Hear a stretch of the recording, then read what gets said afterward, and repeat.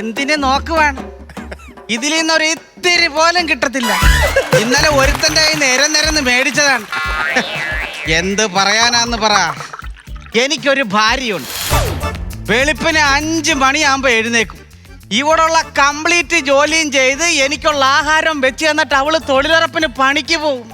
രാവിലെ ഒരു ഗ്ലാസ് കടിഞ്ചായ ചോദിച്ച അവള് പറയും തിളപ്പിച്ച് വെച്ചിട്ടുണ്ട് എടുത്ത് കുടിക്കും.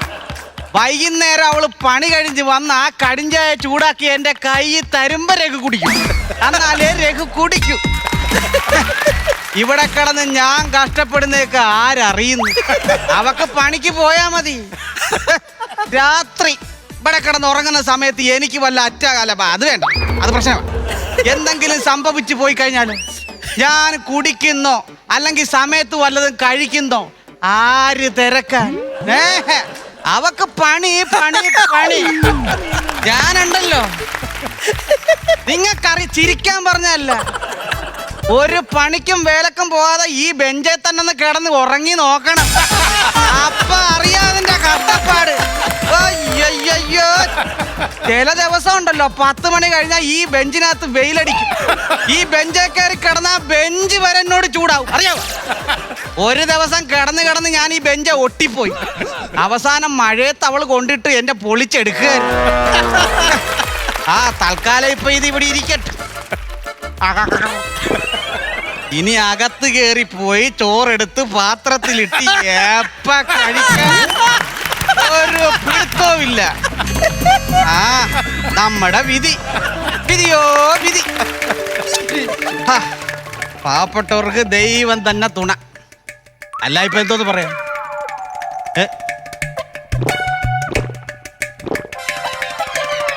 അരവില്ല.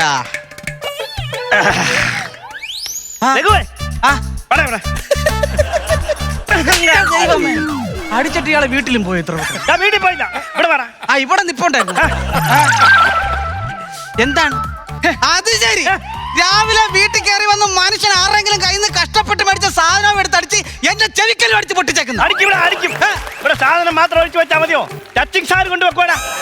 നിന്റെ ചെവിക്കല്ലിട്ട് വന്നത് അന്നപ്പോ ടച്ചിങ്സുമായി എന്റെ നാക്കയിലെ ഗുരുവിരിപ്പും മാറി. അങ്ങനാണെങ്കിൽ അമ്മാവനെന്ന് നോക്കത്തില്ല, ഞാനും വെച്ച് അന്നേരം ഒരു കാര്യം ഞാൻ പറഞ്ഞേക്കാം. എന്തുവാ നിന്റെ പ്ലാൻ? മനസ്സിലായില്ല. മനസ്സിലായില്ലെന്ന്. നിന്റെ അമ്മാവനാടാ ചോദിക്കുന്നത് എന്തുവാ നിന്റെ പ്ലാൻ? കാലാകാലങ്ങളായിട്ടുള്ള ആചാരമാണ്.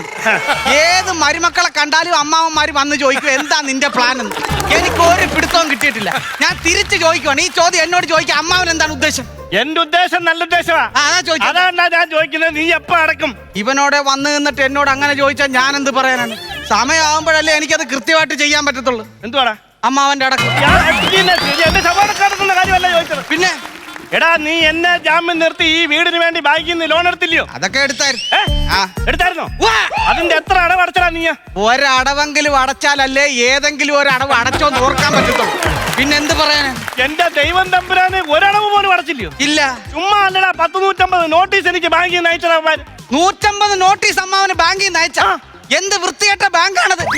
150 നോട്ടീസ് അയക്കുന്ന കാശുണ്ടായിരുന്നെങ്കിൽ അവന്മാർ എനിക്ക് വേണ്ടി ഒരടവെങ്കിലും അടക്കാൻ വയ്യ. നീ എന്തുവാടാ പറയുന്നത്? നീയും നിന്റെ പെണ്ണും എല്ലാം വഴിയാധാരമാവുമെന്ന്. അങ്ങനാണ് അവളെയും പിടിച്ചോണ്ട് ഞാൻ അന്തസ്സായിട്ട് ആ വഴി പോയി നിൽക്കും. എന്തോ ആധാരം കിട്ടുമെന്ന് പറഞ്ഞ വഴി. എന്റെ തമ്പുരാന്, ഞാൻ അതല്ലടാ പറഞ്ഞത്. ഈ വീട് അവര് ജപ്തി ചെയ്യുമെന്ന്. ഈ വീട് ജപ്തി ചെയ്യുമെന്ന്? അത്രക്ക് ദാരിദ്ര്യം പിടിച്ച ഒരു ബാങ്കും കേരളത്തിൽ. ഈ വീടെങ്ങാനും ആ ബാങ്കുകാർ ജപ്തി ചെയ്ത ആ ബാങ്കിന്റെ മാർക്കറ്റ് അപ്പയിടിയും. എടാ രഘുവേ, ഒരു കാര്യം നിന്നോട് ഞാൻ പറഞ്ഞേക്കാം. ഈ വീട് അവര് ജപ്തി ചെയ്യാൻ പറ്റിയില്ലെങ്കിൽ ജാമ്യം നിന്ന് എന്റെ തറവാട് അവര് ജപ്തി ചെയ്തോട്ട് പോകും. അതിന് അങ്ങനെങ്ങാണ് സംഭവിച്ച ദൈവത്തിനാണ് സത്യം. രഘുവേ, ഈ വീടിന്റെ ഉത്തരത്തെ ഞാൻ തൂങ്ങും. ഉമ്മാതെ ചിരിപ്പിക്കാതെ പോവാ. ഉത്തരവൊക്കെ ദ്രവിച്ചു പോയിട്ട് വർഷങ്ങളായി. ഉത്തരത്തെ കയറി തൂങ്ങുവന്ന് ഈ വീടിന് പട്ടിയല് പോലും ഇല്ല, അറിയാവാ? പിന്നെ ചെതൽപുറ്റിന്റെ ബലത്തിലാണ് ഓടി നിൽക്കുന്നത്. എടാ, നീ അതും ഇതും പറഞ്ഞോണ്ട് നിൽക്കാനല്ല ഞാൻ പറഞ്ഞത്. ഇന്ന് എനിക്ക് എന്തെല്ലാം പരിപാടികൾ ഉണ്ടായിരുന്നു അറിയാമോ? എനിക്ക് അന്ന് ബ്ലോക്ക് ഓഫീസിൽ ഒന്ന് പോണമായിരുന്നു, കൃഷി ഓഫീസിൽ പോണമായിരുന്നു, കറണ്ട് ബില്ല് അടയ്ക്കാൻ പോണമായിരുന്നു, പിന്നെ എന്റെ പെൻഷന്റെ കാര്യത്തിന് പോണമായിരുന്നു. ഇന്നിവിടെ ജപ്തി നടക്കുമെന്ന് അറിഞ്ഞോണ്ട് ഞാൻ വന്നതാടാ. നിനക്കറിയാമോടാ? അപ്പൊ ആൾക്കാർ പറയുന്ന പോലെ ഒന്നും അല്ല, അമ്മാവനോട് സ്നേഹമുണ്ട്. ഒരാപത്ത് എനിക്ക് വരുന്നു അറിഞ്ഞപ്പോ എന്തായാലും തിരക്കാനെങ്കിലും വന്നല്ല. രേഖ ഉണ്ടായിട്ടൊന്നുമല്ല. ഈ ജപ്പതി ജപ്പതി എന്ന് ഞാൻ കേട്ടിട്ടേ ഉള്ളൂ, നേരിട്ടൊന്ന് കാണാൻ വേണ്ടി വന്നതാ. അപ്പൊ എന്റെ പുക കാണാൻ വേണ്ടി കയറി വന്നാണ്. വരുമോ? ആ മണിയന്റെ ആട് പ്രസവിച്ചു. നാളെ ചെന്ന് കഴിഞ്ഞാൽ അവനോട് കുറച്ച് പാല് കടം ചോദിക്കാം. അതിന് ആരിവിടുന്ന് അവിടം വരെ പോകുമെന്ന് ആലോചിക്കുമ്പോഴാ ഏറ്റവും വലിയ ഭ്രാന്ത് പിടിക്കും.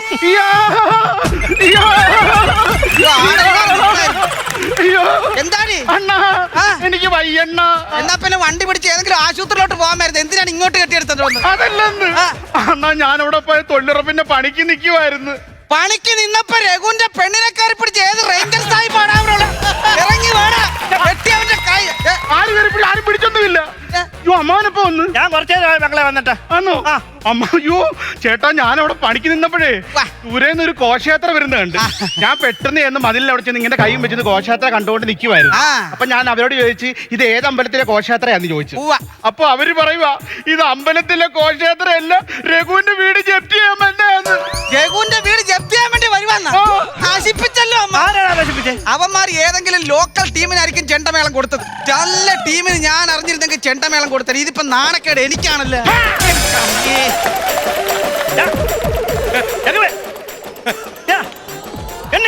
ഇവിടുന്ന് ആരെഴുന്നേപ്പിക്കാൻ തന്നെ എഴുന്നേക്കാനും അങ്ങോട്ടും ഞാൻ ഒടുക്കത്തെ ഈ മടി കാരണമാണ് ഈ വീട് ഇരിക്കുന്നത്. ആര് ഈ ജപ്തി ഇപ്പൊ വന്ന് കയറി അറിയാമോ? ചേട്ടൻ അമ്മാവ് ഇത് കേൾക്കണം. അപ്പുറത്തെ ഇപ്പുറത്തെ വീട്ടിലെ ആണുങ്ങൾ പണിക്ക് പോകുന്നു. അവര് പണിക്ക് പോയിട്ട് അവരുടെ വീട് നോക്കുന്നു. അറിയാമോ? സുധാകരൻ പണിക്ക് പോയിട്ട് അവന്റെ വീട് നോക്കുന്നു. അതേപോലെ ബിജു പണിക്ക് പോയിട്ട് അവന്റെ വീട് നോക്കും. ഞാൻ എന്തോ ചെയ്യുന്നു? അറച്ചില് കേട്ടാ തോന്നും അവന്മാരേണ്ട്. ഈ സുധാകരൻ എന്ന് പറഞ്ഞവൻ രാവിലെ ഇറങ്ങിപ്പോവും പണിക്കെന്നും പറഞ്ഞു, എന്നിട്ട് വൈകുന്നേരമാണ് കയറി വരുന്നത്. ബിജുവൻ രാവിലെ ഇറങ്ങിപ്പോവും പണിക്ക്, എന്നിട്ട് വൈകുന്നേരമാണ് കയറി വരുന്നത്. ഇതിന്റെ ഇടയ്ക്ക് ഇവന്മാർക്ക് എപ്പോഴാണ് വീട് നോക്കാൻ സമയം? 22 വർഷമായിട്ട് ഈ ബെഞ്ചായി ഇരുന്ന് വീട് നോക്കുന്നത് ഞാനാണ്. അപ്പൊ എനിക്കൊരു വിലയില്ലടി. ചുമ്മാ ഇരുന്ന് കണ്ണു തള്ളി നോക്കിക്കൊണ്ടിരിക്കുന്ന കാര്യമല്ല പറഞ്ഞത്, വീട്ടിൽ അധ്വാനിച്ച് ജീവിക്കുന്ന കാര്യമായി പറഞ്ഞത്. എങ്ങനെ പറഞ്ഞാൽ മനസ്സിലാവാനാണ് ഇവനോട്? ഇവൻ പണ്ടേ ഇങ്ങനെ ഇവന് രേഖ വന്നെങ്കിൽ ജോലി ചെയ്യാൻ പറ്റത്തില്ലെന്ന് അറിഞ്ഞാൽ ഞാനൊരു കാര്യം ചെയ്തു കൊടുത്തു. ഞാൻ കുറച്ച് തേനീച്ചയെ കൊണ്ട് കൊടുത്തു. അങ്ങനെ ആ തേൻ വിറ്റെങ്കിലും ജീവിക്കട്ടെന്ന് പറഞ്ഞു. എന്തിയാടാ തേനീച്ച? എല്ലാം നീ കൊണ്ട് നശിപ്പിച്ച് കളഞ്ഞില്ലേടാ? അയ്യോ, പറച്ചില് കേട്ടാ തോന്നി ഇതുപോലൊരു അമ്മാവൻ മറ്റാർക്കും ഇല്ലെന്ന്. ഇയാള് തേനീച്ച അല്ല എനിക്ക് കൊണ്ടു തന്നത്. ഏതോ മണിയനീച്ചയെ പോയി പിടിച്ചോണ്ട് ശർക്കര പാനിലിട്ട് മുക്കിക്കൊണ്ട് തരുവായിരുന്നു തേനീച്ചയാന്നും പറഞ്ഞു. എന്നെ കൊണ്ട് തെരുവറയിപ്പിക്കരുത്. അമ്മാവനാന്ന് ഞാൻ നോക്കത്തില്ല കേട്ടാ. അമ്മാവാ, നമ്മുടെ ഇല്ല പടിഞ്ഞാറ്റ വീട്ടില് സുരേഷ് ഉണ്ടല്ലോ, ആ ചെറുക്കൻ ഡെയിലി പണിക്ക് പോയിക്കൊണ്ടിരുന്ന നല്ല ചെറുക്കനായിരുന്നു. ചെറുക്കൻ ഒരു ദിവസം ഒരു ഓപ്പറേഷന്റെ ആവശ്യം വന്നു. അയ്യോ, അങ്ങനെ വന്നപ്പോ ആ കുഞ്ഞിന് ബ്ലഡ് വേണമായിരുന്നു.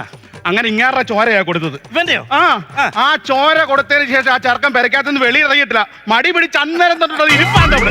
എന്തോ ഇങ്ങനെ ചോരയ്ക്ക് വരെ മടിയാ. എടി, എന്റെ ചോരക്ക് മടിയുള്ളതുകൊണ്ട് ഒരു കൊതുകുതിരി പോലും ഇല്ലാതെ ഇവളിവിടെ സുഖമായിട്ട് കിടന്ന് ഉറങ്ങുന്ന അറിയാവാ. എന്നെ കുത്തിയിട്ട് പോകുന്ന ഒരു കൊതുകും പിറ്റേസം ഇവിടെ വരുത്തില്ല. എവിടെയോ മടി പിടിച്ചിരിക്കാണ് പാവത്തിൽ. എന്നിട്ടോടി ഞാനൊരു കാര്യം ചോദിക്കട്ടെ? അവര് ജപ്തി ചെയ്യുമ്പോൾ ഈ വീട് പൊട്ടിയിട്ട് പോയാ നമ്മൾ എങ്ങോട്ട് പോകും? എങ്ങനെ പെരക്കകത്ത് കയറും? എന്റെ പൊന്ന് സ്നേഹലത, അതിന് നീ ഇങ്ങനെ വിഷമിക്കണ്ട. വീടവന്മാര് പൂട്ടിയിട്ട് പോയാൽ ഈ പെരക്കകത്ത് തന്നെ നമ്മൾ താമസിക്കും. വീടിന്റെ പുറകിൽ 4 ഹോളുണ്ട്. ഏതെങ്കിലും ഒരു ഹോള് വഴി നമ്മൾ നുഴഞ്ഞു കയറി ഈ പെരെ തന്നെ നമ്മൾ താമസിക്കും. സ്നേഹലത കണ്ടോ അമ്മ ഇങ്ങനെ പറയുന്ന കേട്ടോ? നിനക്ക് പ്രാന്താന്നോടാ? ഇവിടെ ബാങ്കുകാർ വന്ന് ഇതിന്റെ സാധനങ്ങളെല്ലാം മുഖത്തും അകത്തും വലിച്ചിട്ട് താഴെ ഇട്ട് നാണം കേടാന്നാ ഈ കൊച്ചു പറഞ്ഞത്. അങ്ങനാണെ ബാങ്കുകാർ നാണം കെട്ടി ഇവിടെ നിന്ന് കറങ്ങത്തേ ഉള്ളൂ. അകത്തെന്തെങ്കിലും വേണ്ട എടുത്ത് പുറത്തോട്ട് ഇടാനായിട്ട്. എടാ രഘു, ഞാൻ പറഞ്ഞ മനസ്സിലായി. ഈ ജപ്പതി എന്ന് പറഞ്ഞാൽ എന്തുവാന്ന് നിനക്കറിയാവോ? അകത്തുള്ള സാധനങ്ങൾ വാരി പുറത്തിടുന്നതാണ് ഈ ജപ്പതി. അപ്പൊ ജപ്തി കണ്ടുപിടിച്ചത് സൂപ്പർമാൻ ആയിരിക്കും. അതാരാ? അകത്തിടുന്ന ജെട്ടി പുള്ളി പുറത്തിട്ടോണ്ടാണ് നടക്കുന്നത്.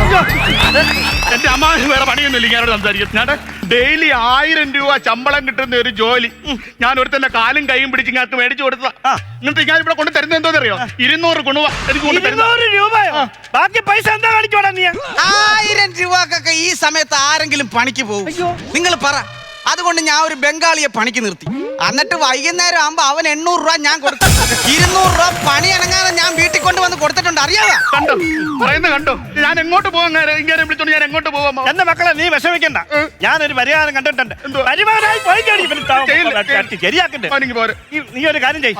എന്നെ വിളിച്ചോണ്ട് എന്റെ തറവാട്ടി വന്ന് താമസിച്ചിട്ട് ഇനിയിപ്പോ അതേ മാർഗമുള്ളൂ.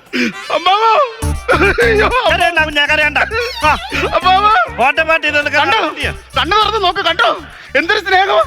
ദൈവത്തിന്റെ സ്ഥാനമായി ഇപ്പൊ അങ്ങേർക്ക്. കണ്ടോ? ആരുമില്ലാത്തവർക്ക് ദൈവം കാണുമെന്ന് പറഞ്ഞു കേട്ടിട്ടുണ്ടോ? കണ്ടോ ഇത്? നിനക്ക് ഭ്രാന്താണ്. സർക്കാരിന്റെ സ്ഥലത്ത് ഒരു വലിയ മൂവാണ്ട മാവ് നിപ്പുണ്ട്. അതിന്റെ മേളിൽ ഏറുമാടം കെട്ടി താമസിക്കുവാണ് നീ പറഞ്ഞ ഈ ദൈവം. ഇയാളുടെ സ്ഥിരം പരിപാടി എന്തുവാന്നറിയാവാ? ഏറുമാടത്തിന്റെ തൊട്ടപ്പുറത്ത് ഒരു കാക്കക്കൂടുണ്ട്. ആ കാക്കയുമായിട്ട് വഴക്കളിലെ ജോലിയാണ് ഇയാൾ. ഇവന്റെ ഈ സ്വഭാവത്തിന് എന്തായാലും ഇവിടെ ജപ്പതി ഉറപ്പാ.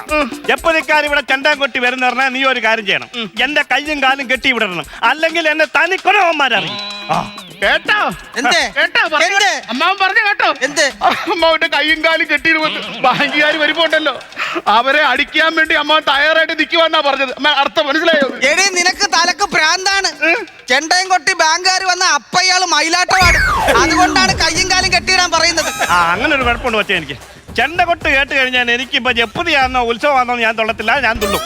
അമ്മ ഈ ജപ്തി എങ്ങനെയാന്ന് ഒഴിവാക്കുന്ന അമ്മാവനൊന്ന് സഹായിക്കും എങ്ങനെങ്കിലും. എന്റെ മക്കളെ ഇപ്പൊ ഞാനിപ്പോ എന്തോ ആലോചിച്ചിട്ട് എടി കുഞ്ഞെ ഒരു കാര്യമേ ഉള്ളൂ. ഇപ്പം എവിടുന്നേലും കുറച്ച് പൈസ കൊണ്ടുവന്ന് കഴിഞ്ഞാൽ കുറച്ച് പൈസ ഒക്കെ അടച്ചു കഴിഞ്ഞാൽ ജപ്പതി അങ്ങ് ഒഴിവാക്കാമെന്ന് എനിക്ക് തോന്നുന്നു. എന്നാ പിന്നെ ഞാൻ പൈസ കൊടുക്കാം കുറച്ച്. എന്റെ മക്കളെ നീ എവിടെ നിർത്തോണ്ട് കൊടുക്കും? ഈ തൊഴിലുറപ്പിന് പോയി കിട്ടുന്ന പൈസ കൊണ്ട് ജപ്പതി അങ്ങനെ ഇതൊക്കെ മാറ്റാനും പൈസ ഒക്കെ അടയ്ക്കാൻ നിന്റെ കാണുമണി കുഞ്ഞെ. സ്നേഹലതേ, നീ എങ്ങനെ കാശ് കൊടുക്കും സ്നേഹലതേ? ഞാൻ രണ്ടും കൽപ്പിച്ച് ഒറ്റ കൈ അങ്ങ് ചെയ്യാൻ പോവാ. എന്ത്? കിഡ്നി കൊടുത്ത് പൈസ മേടിക്കാൻ പോവാ. സ്നേഹലതേ,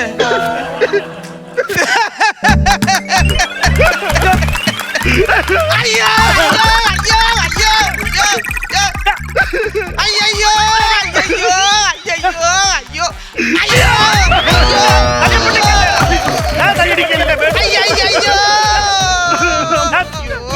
ഞാൻ ഒരാള് കാരണമാണല്ലോ ഭഗവാനെ ഇങ്ങനൊരു കേട്ടോ. ഈ വീടിന്റെ കളം തീർക്കാൻ അവിടെ കിഡ്നി കൊടുക്കാൻ പോണത്. അയ്യോ ആരുടെ കിഡ്നി കൊടുക്കാൻ പോകുന്നത്? എന്റെയോ? നിങ്ങളുടെ കിഡ്നി കൊടുക്കുന്ന കാര്യമായി പറഞ്ഞത്. എന്റെ കിഡ്നിയാ? ഒരു പണിക്കും വേലയ്ക്കും പോകാതെ പെരക്കാത്തി കയറിയിരിക്കാൻ നിങ്ങളുടെ കിഡ്നി കൊടുക്കാതെ പിന്നെ ഞാൻ എന്തോ ചെയ്യണമെന്ന് പറയുന്നത്? അപ്പൊ ഒരു കിഡ്നിക്ക് വരെ ഞാൻ മാങ്ങാണ്ടിയും കെട്ടിത്തൂക്കിട്ട് നടക്കുവാണ്. മാങ്ങാണ്ടിയോ തേങ്ങാണ്ടി എന്താ വെച്ചാൽ നിങ്ങൾ കെട്ടിത്തൂക്കിട്ട് നടക്ക്. നിങ്ങളുടെ കിഡ്നി കൊടുക്കുന്നു പറഞ്ഞാൽ കൊടുക്കും. എന്താ അമ്മാവ? നീ നന്നാവുകയല്ലടാ.